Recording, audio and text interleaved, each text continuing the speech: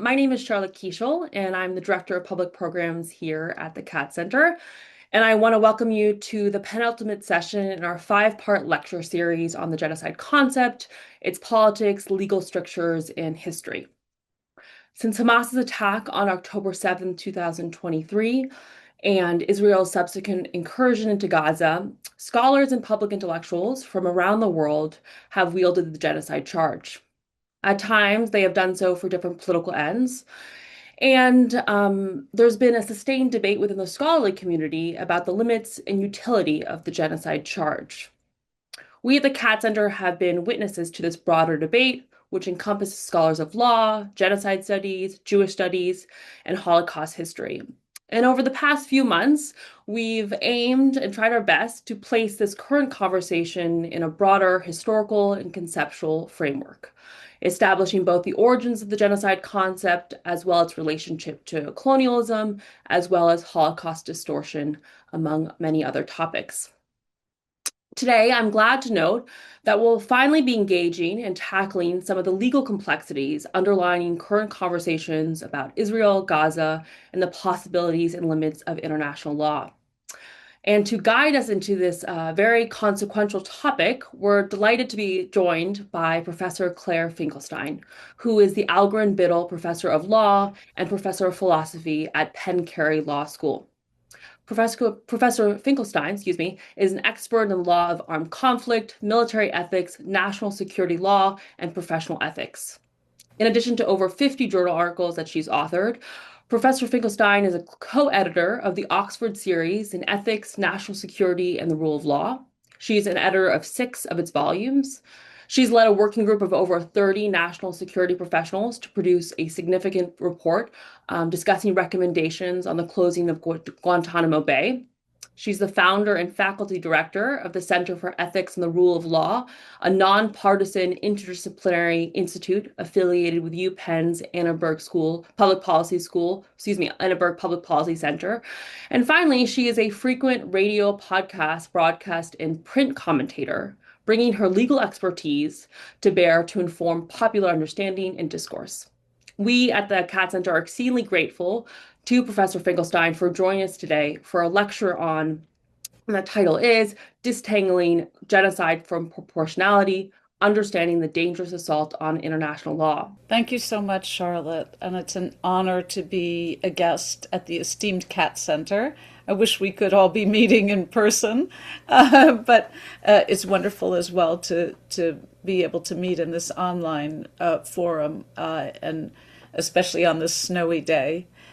Just one small update to your generous introduction, Charlotte, which is that the Center for Ethics and the Rule of Law is no longer at the Annenberg Public Policy Center. I'm very pleased to say that we are part of Penn Global and the law school now. So we have moved around a little bit on campus, but we have been in existence for 14 years on Penn's campus, studying transnational conflict, national security, and the rule of law. And that is very relevant to what we'll be talking about today. So I'm quite pleased to be able to speak to you about genocide, but I want to signal right up front that unlike some of your other speakers in this series, I am not per se a genocide scholar, but I am a scholar of the law of war. And I have written a little bit in this area since October 7th, 2023, because of some of the confusions that I see with respect to concepts in the law of war. So what I thought I would do today is to try to disentangle some of the concepts in the law of war, in particular the concept of proportionality, from the charge of genocide, and also speak to you about the ICJ process from South Africa, in particular the against Israel in the International Court of Justice, which brought the genocide charge to the fore. So let's begin. In January of 2024, I wrote an article with General Joseph Votel about the ICJ process. And in that article, we argued that the ICJ missed the mark, and we talked about why the genocide charge was not appropriate in this case, why it was not legally appropriate, but also why it did not make sense in the case of an enemy involved with human shielding. And so I'm going to work up to that point and do a little bit of ground clearing first. And I just want to say that General Joseph Votel was the commander of Central Command, who led the charge on Mosul fighting ISIS. So he has a great deal of military experience. And so one of the things that I've tried to do is to bring the understanding of U.S. military forces and experience to bear on the conflict in Gaza so that we have a little bit of context for what has happened in that forum. So let me start by giving some background to the ICJ process. As you're probably all familiar, the complaint brought by South Africa was filed in December of 2023. And let's talk about what the charges were and what it was based on. Genocide provided both the basis for the charges and the basis for the jurisdiction of the ICJ. In other words, without the charge of genocide, the ICJ would not have had jurisdiction over the case. This is because the Convention on Genocide provided the basis for bringing Israel into the court. Israel was not itself party to the Rome Statute and does not recognize the jurisdiction of the ICJ, and the same with the United States and a number of other countries. The reason the court could claim jurisdiction, or so it argued, though jurisdiction was one of the big issues in the case, is that for these purposes it considered Palestine a state, and the Palestinian territories accepted the jurisdiction of the ICJ and was an adopter of the Genocide Convention. That allowed, and Israel was an adopter of course, of the Genocide Convention. So it was the mutual acceptance of the Genocide Convention that gave jurisdiction.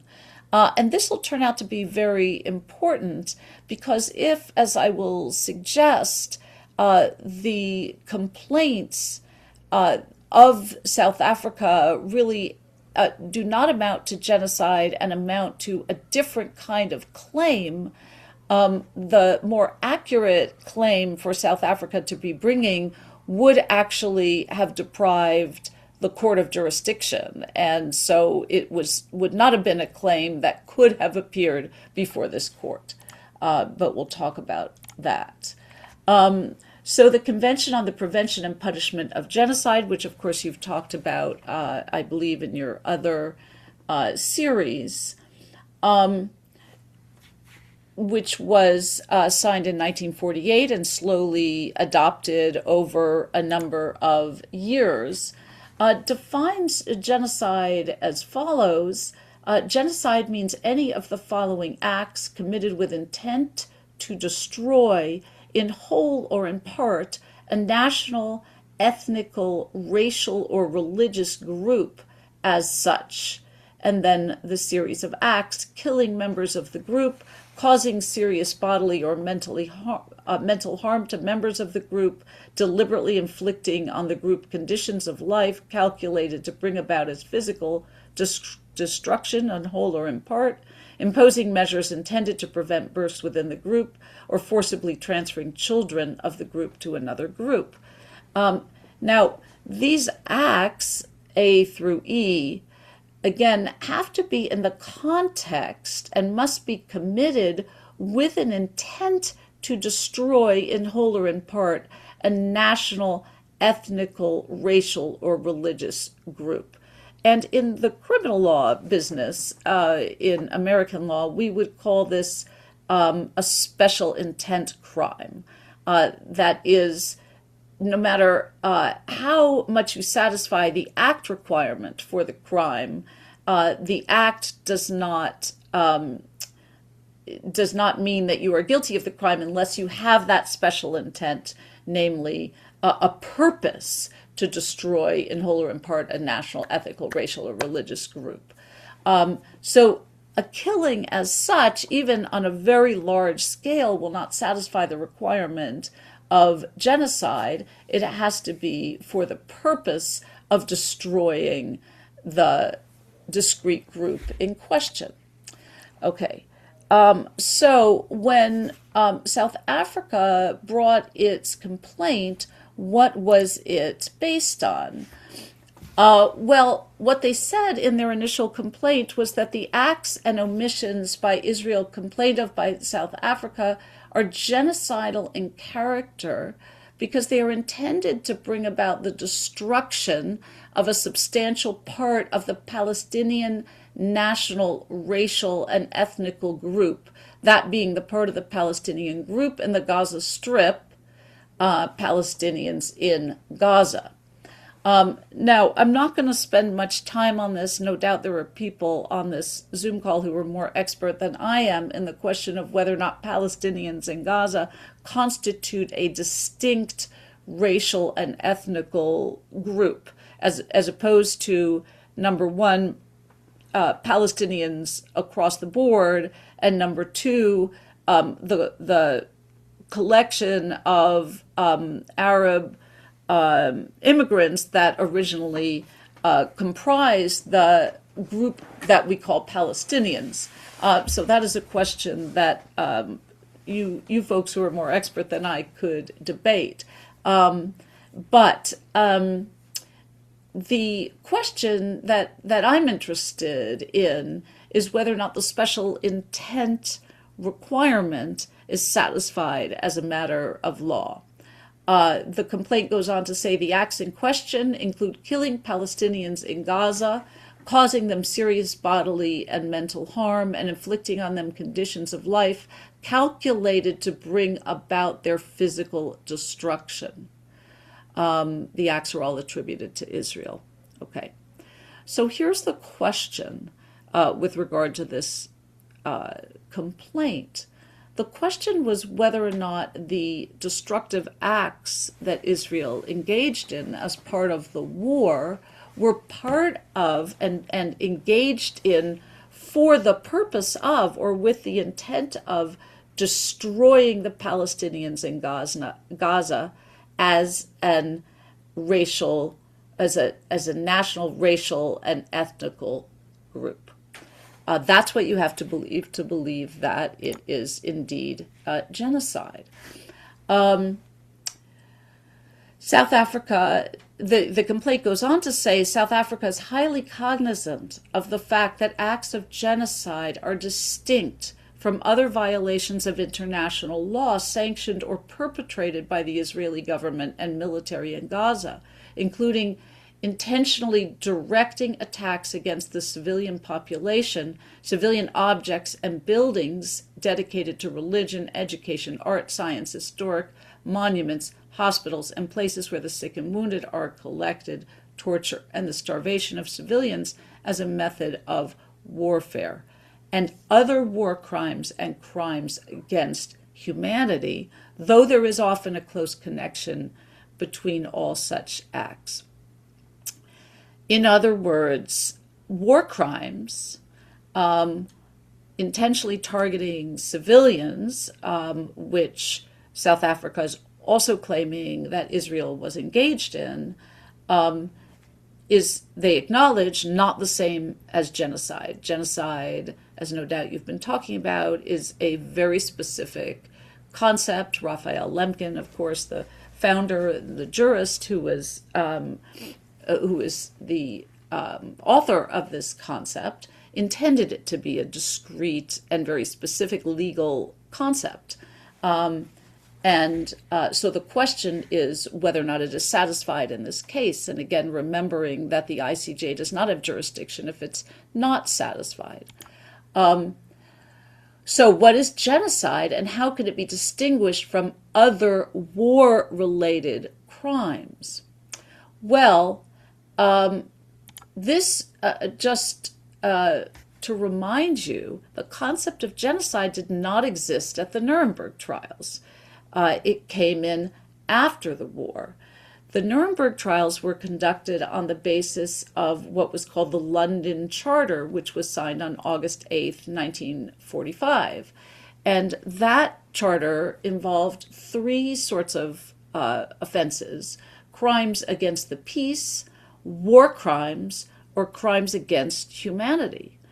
Now, it's a bit puzzling, but the ICJ does not have jurisdiction over those three original Nuremberg categories. Those might be a charge that someone could bring in the ICC, the International Criminal Court, against an individual, but those are not actually directly related to the crime of genocide, as the South African complaint notes. So it was really the effort, in part, to get this charge into the ICJ that required that it be fashioned as a claim of genocide, though I have no doubt that South Africa is quite believes that that charge is appropriate. So let's talk a little bit more about the relationship between genocide and war crimes, more specifically. So I'm going to ask a number of questions to try to get greater juridical clarity on the relationship between these notions. First of all, does killing a very large number of civilians in war constitute genocide?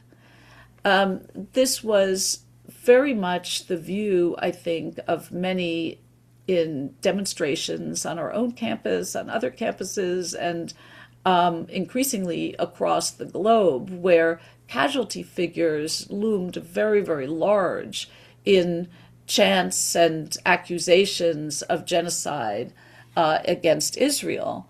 But as should be clear from the specific intent requirement, the large, no matter how large the numbers, tragically, of civilians that die in a war get, the number of civilians alone does not allow you to conclude that a country is engaging in genocide.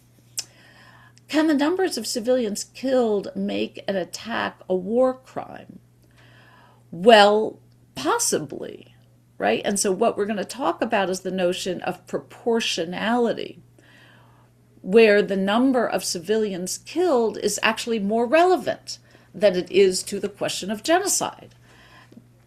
Proportionality is the requirement that the collateral damage from one's war efforts not be out of proportion to the military aims for which one is fighting. And if the collateral damage from one's war efforts are out of proportion, that could amount to a war crime.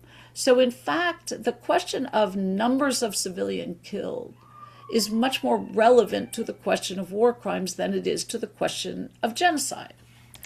Does killing a large number of civilians in war mean civilians are being targeted, which is what is required for the charge of genocide? And the answer is clearly no, because we have this concept, which exists in every war, of collateral damage. Collateral damage is civilians or civilian infrastructure that are killed or that is destroyed in the course of aiming at other military aims. Typically in wars, upwards of 90% of casualties in at least modern wars are civilian casualties, whether it is civilian deaths or civilian infrastructure. So collateral damage has become a huge part of modern warfare. This was not the case when you had battles where you had a distinct battlefield and you had soldiers in very clear uniforms, and you had weapons that were much more limited in their reach and in their scope. Old-fashioned wars, while civilians were always at the fringes of wars, were not as deadly to civilians as modern-day wars are. So civilians are always in the line of fire, and collateral damage is a huge issue in every current war. So from the large numbers of civilians being killed in war, we cannot say without more information whether or not civilians are directly being targeted. And now a very important question that'll tie in with the op-ed that I wrote with General Votel, which is it ever legal to target civilians in war? And if so, when?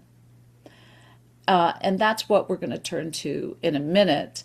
And in fact, what has been particularly complicated in understanding the war in Gaza is that, in fact, there are circumstances in which it is legal to target civilians in war, but they're very complex and they're very limited circumstances. And finally, are there other acts of war besides targeting civilians that can constitute genocide, such as denying access to aid? And that was one of the foundational claims of the South African complaint, which is that Israel was committing genocide by denying access to aid. So we're going to talk about that as well. Okay. So first, let me say something about the numbers and the death toll. So I don't remember any war in my lifetime in which the casualty count has loomed as large as it has in the war in Gaza. We saw article after article and human rights group after human rights group focused very intently on the admittedly very high death toll, though there was great difficulty in getting an objective assessment of the numbers, an accurate assessment of the numbers. This is an organization called Euromed Human Rights Monitor, and there were many, many similar. This is just one example among many. So casualty numbers have played an enormous role in this conflict from the beginning, and we see, for example, this report from Euromed Human Rights Monitor that purports to list a very exact number of civilians killed, injuries, journalists killed, displaced persons, homes destroyed, partially destroyed homes. And while, first of all, the numbers are impossible to assess with this degree of accuracy. But what's really important, and because much has been written about this, is that identifying these numbers played into the accusation of genocide to an enormous degree and to a surprising degree, given the definition of genocide and given the fact that the numbers alone cannot tell you whether a country is engaged in genocide. Because it doesn't tell you about the intent. Now, let me see if I can go forward. So with more and more reports from mainstream media and human rights groups of supposedly increasing and accurate numbers, which as many people on this call, I'm sure, realize, were coming from the Hamas health ministry, Hamas-run health ministry in Gaza, there was more and more campus agitation, fury, anger about the war, and more accusations of genocide, with this concept sort of standing in for overall objections to the war in a fairly incoherent and imprecise way. The numbers played a big role frequently in campus demonstrations. On our own campus, there was a die-in with numbers of victims, supposedly on a scroll that was unscrolled in front of College Hall. And again, the idea that from large numbers of victims, civilian victims, with respect to collateral damage, we could infer an intent to commit genocide. There was a fairly unclear understanding of what the concept of genocide actually means. We continue to see this drumbeat as recently as this past October. Opinions in the New York Times suggesting that what happened in Gaza might be even worse than we think, and emphasis, as Lydia Polgreen says, first let's talk about the numbers. In Gaza, the dead, at least 68,229 people by the latest count, have been tallied by the Ministry of Health, which is like other government services in the enclave run by Hamas. And she goes on to say this has stirred skepticism, to say the least, but experts in counting war dead told me that the ministry's accounting has been unusually rigorous.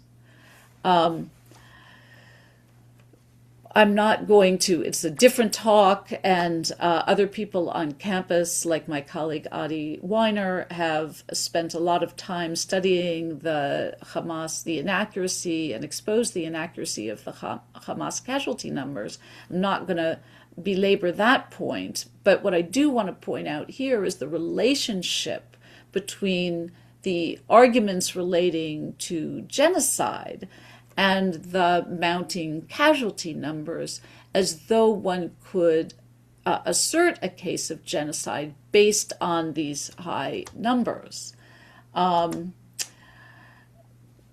Another organization that one heard from a lot was Médecins Sans Frontières, Doctors Without Borders.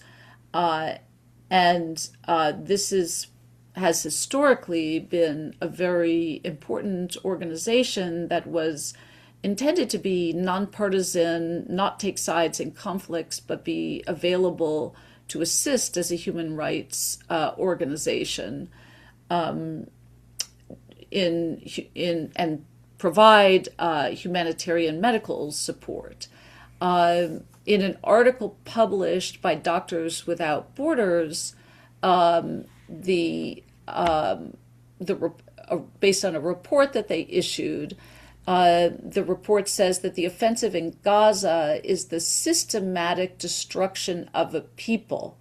And the report claimed that Israel is committing genocide against Palestinians in Gaza and doing so with absolute impunity, reflecting a very big change in this organization from its previous nonpartisan approach to conflicts. Interestingly, the previous Secretary General of Doctors Without Borders, Alain Dexter, wrote, "Genocide is distinguishable from all other crimes by the motivation behind it. Genocide is a crime on a different scale to all other crimes against humanity, and implies an intention to completely exterminate the chosen group. Genocide is therefore both the gravest and greatest of the crimes against humanity. Mr. Dexter has voiced concern that the term genocide has fallen victim to a sort of verbal inflation, in much the same way as happened with the word fascist, becoming dangerously commonplace. And Michael Ignatieff, the former director of the Carr Center for Human Rights Policy at Harvard University, has agreed, arguing that the term has come to be used as, quote, a validation of every kind of victimhood.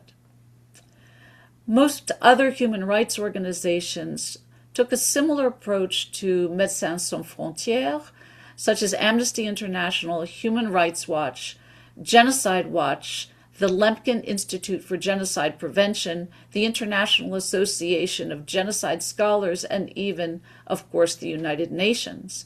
They all condemned Israel as committing genocide, and based, in most cases, their assessment of this claim on the high casualty numbers as publicized by the Hamas-run Gaza Ministry of Health.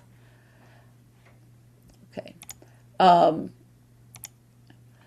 So, for a point of comparison, I just want to point out that when we have focused on casualty numbers in other conflicts, and when major media did that, for example, the New York Times, with regard to the surge on ISIS, it did not rely on the casualty assessments of the violent non-state actors that were party to the conflict.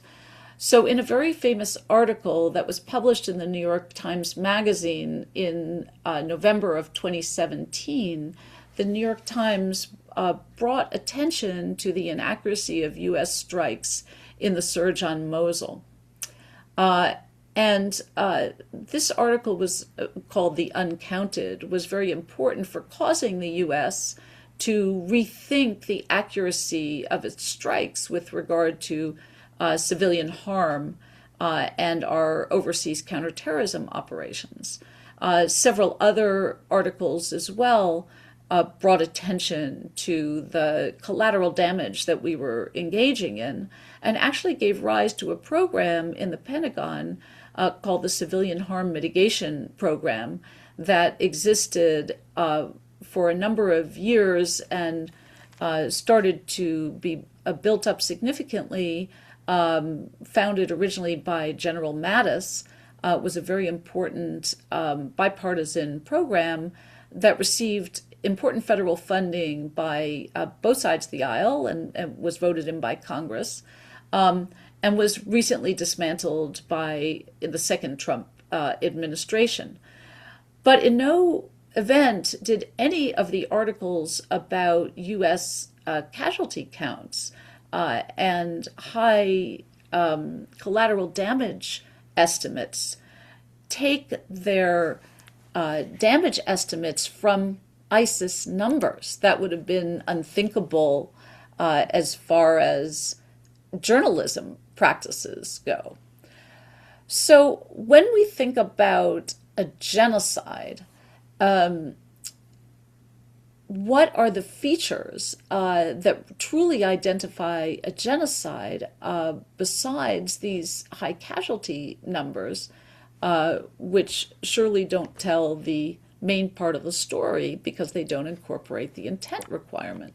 Well, consider the Rwandan genocide in 1994, one of the most shocking and egregious genocides that we've known in modern times, both because of the number of people killed and because of the speed with which they were killed, and of course the intent, which was undeniable in that case.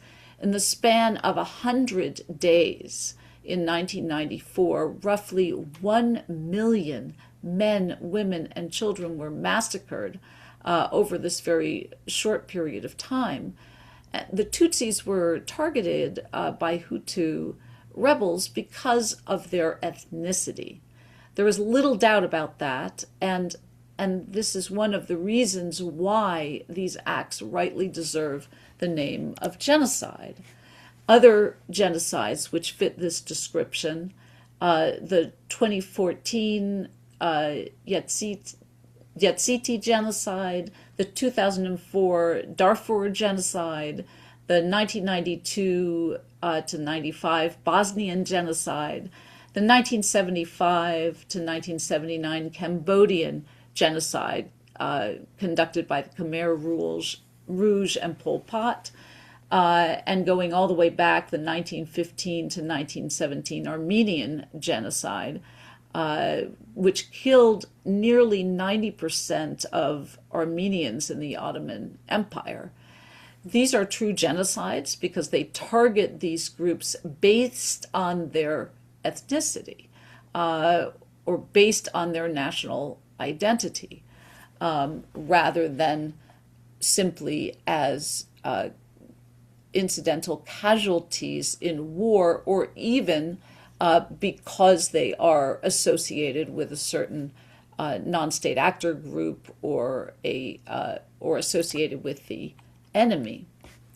So let's be a little bit clearer, and I just want to keep an eye on the time, on the restrictions on the use of force in war and what sorts of impermissible conduct can get mixed up with the concept of genocide. And then also turn to the question that I said in the beginning we would look at, namely, when is it, if ever, permissible to target civilians? So what are the restrictions on the use of force in war? Well, we have what we call in bello restrictions, which is the set of restrictions that it's required that one follow, and this is from the law of war of long-standing, but also incorporated in the Geneva Conventions, which govern for all nations the conduct of their militaries in times of war. There are three requirements: military necessity, the principle of distinction, and the principle of proportionality. And military necessity simply says that when you engage in an act of war, it must be militarily necessary, not in the sense of being the least invasive military action you can choose, but in the sense of having a military purpose. The principle of distinction says that it must be a permissible military object. So, quite simply put, you must not target civilians unless they are also a military object. A weapons cache, the enemy, an enemy soldier, an enemy combatant. And then finally, the principle of proportionality, which I explained previously, which says that there has to be, if civilians or civilian infrastructure is damaged, is hit, if civilians are killed, then there has to be a relationship or proportionality between the killing and the number of civilians killed and the object of the militarily necessary strikes that one engages in. And if those two are out of whack, if you are killing many more civilians or destroying much more civilian infrastructure than you need to accomplish your military purpose, then you are engaging in disproportionate warfighting. So what are the claims of very high casualty numbers really saying? What they're really saying is that this is a disproportionate military engagement, that the level of destruction that existed in the Israel-Hamas war was out of, and the damage to civilians and civilian infrastructure was out of proportion to that which was militarily necessary. That is really what the claim is. It is not a claim of genocide. It is a claim of disproportionality. And that claim is not one over which the ICJ would have jurisdiction. So let me turn now to the question, because this will partly address the issue of disproportionality, of whether it is ever permissible to target civilians in war, because some of the accusations are actually, a lot of the accusations are actually that civilians are being targeted. So one of the answers to me would be, no, we're not just saying that there's disproportionate collateral damage. We're saying that civilians are being targeted. So what does the law of war have to say about that? Well, I tend to think in terms of a principle of distinction scale. While the principle of distinction has historically been sort of an on-off switch, there are combatants and there are civilians and there's nothing in between. Contemporary wars are a little bit more of a gray scale, and in fact there have been categories in between civilians and combatants for the whole history of warfare. On the left side of your screen, you'll see an image of the traditional combatant wearing a uniform, carrying his arms openly, in effect, doing all the things you're supposed to do to identify yourself from the standpoint of the law of war. And on the right, you see classic civilians, children, who are presumably not engaged in the war fighting and are innocent victims and can never be targeted in war. Victims, of course, if they are targeted. But in between, we have two in-between categories. To the far left, before the combatant picture, the second to the left, we have a picture of Osama bin Laden. And in our war on terror that the United States launched right after 9/11, we dubbed members of Al-Qaeda unlawful combatants or unprivileged enemy belligerents. And what we said is that this sort of individual, while civilians, because they are not members of a state military, that they are targetable as though they were members of a state military because they belong to a terrorist organization that has waged war on the United States. So in our way of thinking, and the Europeans have a slightly different way of thinking of it, but it sort of amounts to the same thing. This is the sort of civilian that is targetable, and our entire war on terror was based on that premise. Then the next category over to the right is actually an older category called civilians directly participating in hostilities. This is the more European way of thinking about this middle category, and it's a category that's directly relevant to the war in Gaza. The question when we talk, I'm going to skip over here because we're getting low on time. When we think about the war in Gaza and the accusation of genocide and the accusation of targeting civilians, in my view, in part, and as I've said, I think the accusation of genocide is misplaced. But the question of war crimes, which would arise more naturally here, had to do with the basis for the targeting of civilians when Israel would say that the civilians were participating in hostilities, and the members of Hamas claimed them as uninvolved civilians. Unfortunately, the nature of this debate never came across clearly. But this is fundamentally the nature of the debate regarding human shielding. So let me briefly try to wrap up with this.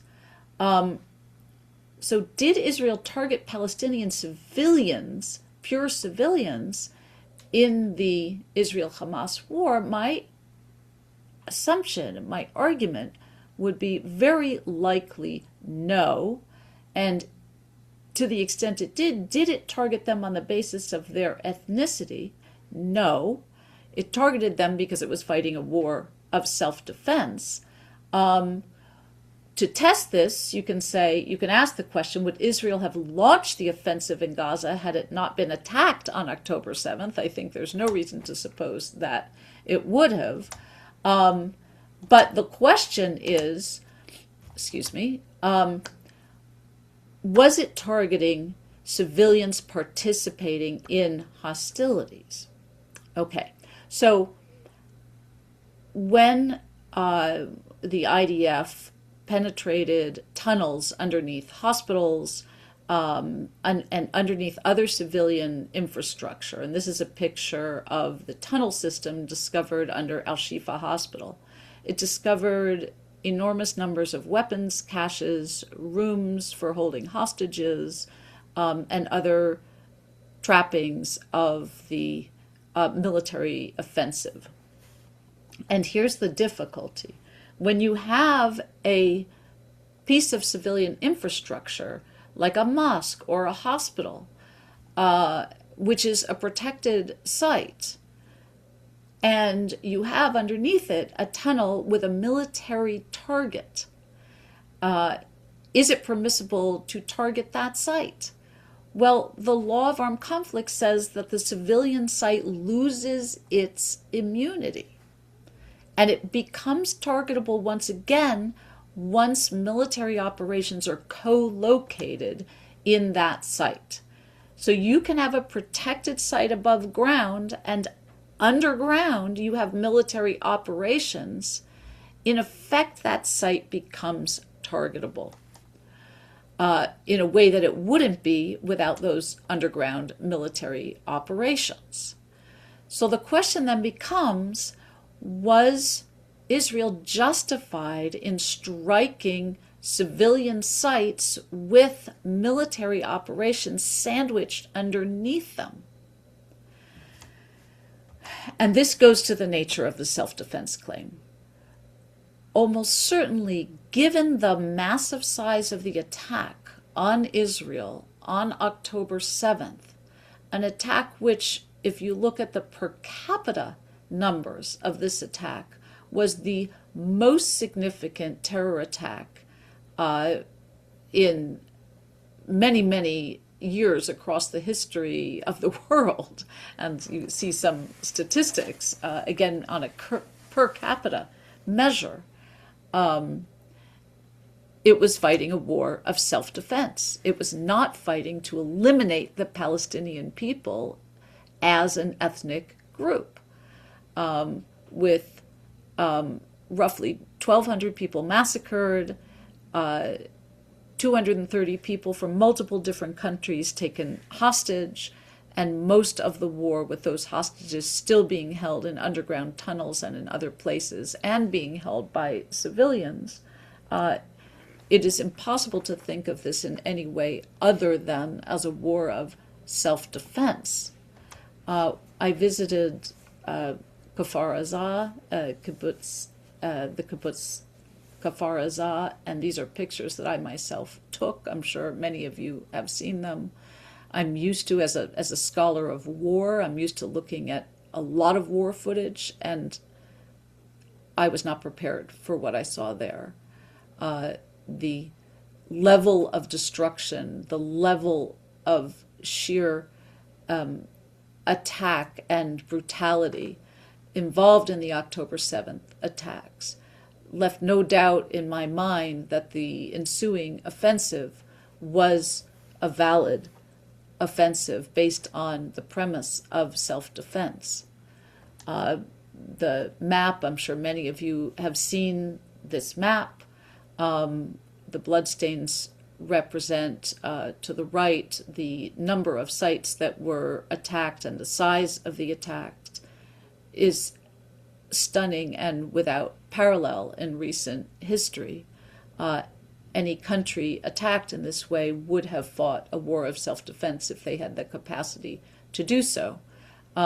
So to say that Israel attacked Gaza because it was trying to eliminate the Palestinian people as an ethnic minority does not seem faithful to the history of how this war came about. The question strikes me as one of proportionality, but you didn't see people on campuses holding signs up that said disproportionate war. You saw signs that said genocide. Thank you. I look forward to your questions.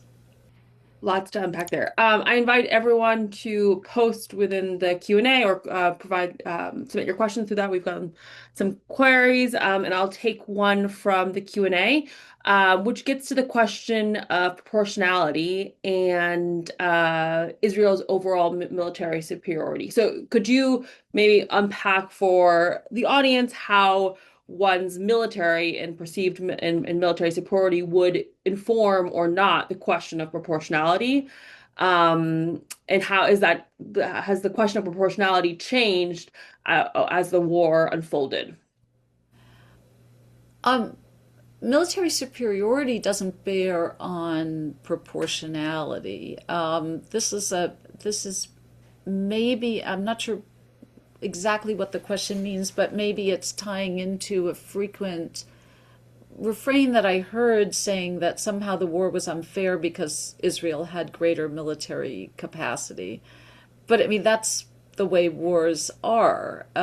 You hope that you have greater military capacity when you're fighting an enemy that's seeking to eliminate you. That is, the attack on October 7th was a direct attack on Israeli civilians, and was an attempt to attack as many civilians as possible in as short as time as possible. And Hamas had vowed to do it again and again and again. So all I can say is, of course, you hope to have superior. I mean, war is about trying to establish superior military capacity in order to defeat your enemy. It's not about it's not a boxing match in which you are sort of trying to establish a fair fight for spectators. It's about defeating your enemy within the rules of war. Got it. Another question is maybe brings us back to the Lydia Polgreen op-ed, which you referenced, which, I mean, your argument there was that people focus on the genocide charge and the numbers, but the numbers themselves and the casualties aren't paramount to defining if a genocide has occurred. I wonder if you could reflect on how we should proceed. I mean, obviously, people within the media ecosphere, the public sphere, are using the genocide charge who are not legal scholars. So, what is your recommendation as a legal scholar vis-a-vis how one should respond to what seems to be a very emotionally like powerful discussion? Like university students, university professors, New York Times columnists are all suggesting that genocide is the way in which they have come to see the conflict. How should what is the role of the legal scholar to respond to the debate? Should we be asking everyone to study international law? Like, how does one respond to those Yeah. public discussions? I mean, if one looks at the definition of genocide, the unless you really believe that Israel was just waiting for an opportunity to try to murder every man, woman, and child in Gaza, because they want to destroy them as an ethnic group. And I'm sure there are people who think that. In fact, I think I've read that places. But most people of common sense believe that Israel would not have launched this war were it not for the attacks on October 7th. And so trying to murder civilians was not its aim, and certainly not based on their ethnic status. So if you just look at the definition of genocide, there is a complete mismatch here. And I think it's important to say that. I mean, Raphael Lemkin invoked this term to have so that it would have legal consequences. It is a legal concept, and it is being profoundly misused and it's being misused for propagandistic purposes. I think it's very important to push back on that and not allow the sensationalism that's been attached to this term to dominate discussions. Mm, yeah.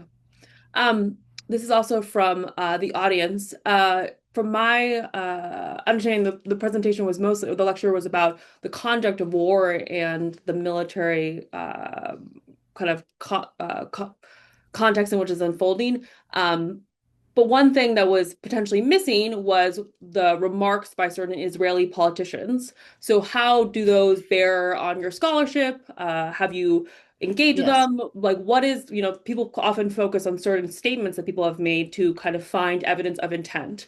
How Yes. should legal scholars engage with that body of evidence or, or that Yes, thank you those sources? for that. I'm glad for this question because there were actually 2 points I didn't have time to cover, and one was those statements, and the other was the blockade of aid and so on.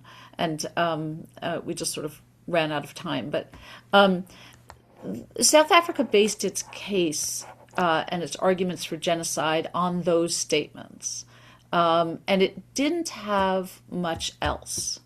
And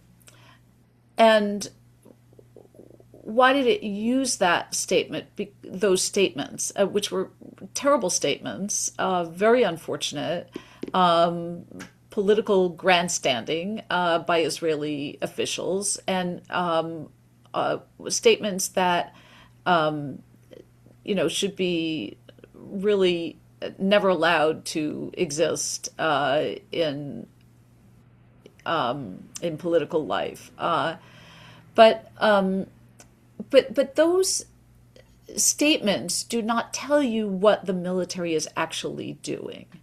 And I have spoken to many legal advisors to the IDF time and time again.